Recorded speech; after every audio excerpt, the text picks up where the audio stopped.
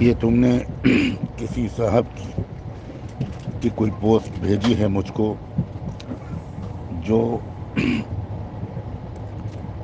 یہ راز فاش کر رہی ہے کہ مولانا سجاد نعمانی صاحب مولانا خالد سیف اللہ رحمانی صاحب پر دباؤ ڈال رہے ہیں کہ وہ میری شریعت کا عہدہ ضرور قبول کر لیں، اور اس کے پیچھے مولانا سجاد نعمانی صاحب کا مقصد یہ ہے کہ جب مسلم پسندہ بورڈ کے جنرل سیکریٹری کا انتخاب کا مرحلہ آئے تو یہ بات کہی جا سکے کہ ان کے اوپر تو امارت شرعیہ کا بھی امیر شریعت بھی ہیں، وہ یہ ذمہ داری بھی نبھانا ہے ان کو، اور پھر حیدرآباد میں بیٹھ کر وہ پٹنہ دیکھیں گے، دلی دیکھیں گے، کیا کریں گے، تو بورڈ کے جنرل سیکریٹری مولانا سجاد نعمانی صاحب کو بنا دیا جائے۔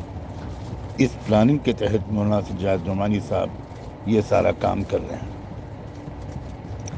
میں کیا بتاؤں، اس سب سن کر مجھے کتنی تکلیف ہوئی ہے۔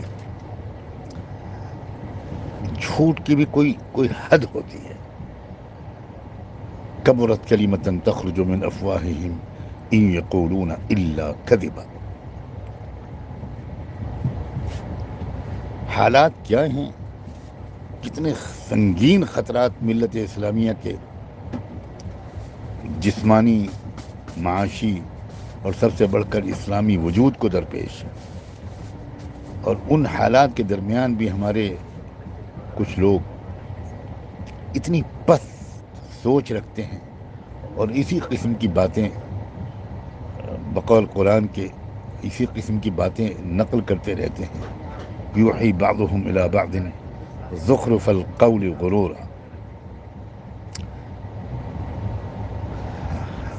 میں اللہ کے حوالے کرتا ہوں ان لوگوں کو، اور دل سے دعا کرتا ہوں کہ اللہ تعالیٰ ان کو آخرت کے استحضار کی توفیق دے، ان کو بھی اور مجھ کو بھی۔ میں بھی بہت محتاج ہوں ان دعاؤں کا۔ اللہ تعالیٰ ذمہ داری کا احساس عطا فرمائے۔ مجھے تو نہیں معلوم کہ یہ کن صاحب کی یہ اطلاع ہے جو یہ کہتے ہیں کہ ہم کو یہ اطلاع ملی ہے۔ میں کسی ایک شخص کے بارے میں کچھ نہیں کہتا، یہی بس دعا کرتا ہوں کہ ہم سب کو اللہ کا خوف، آخرت کی فکر اور موجودہ حالات کی سنگینی کا احساس اور اپنی ذمہ داریوں کا شعور اور ادراک نصیب ہو۔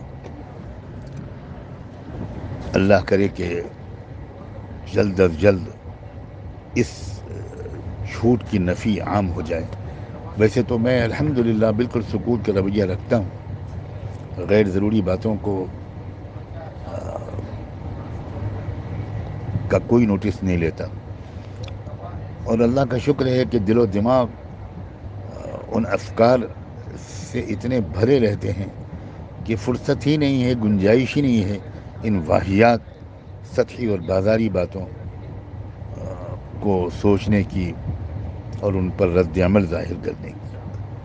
اپنی کمزور صلاحیت اور کمزور صحت کے باوجود جو کچھ کر سکتا ہوں شاید کر رہا ہوں۔ اللہ تعالیٰ میری تقصیرات کو معاف فرمائے اور زیادہ سے زیادہ اخلاص کے ساتھ اپنی ذمہ داریوں کو ادا کرنے کی ہم سب کو توفیق عطا فرمائے۔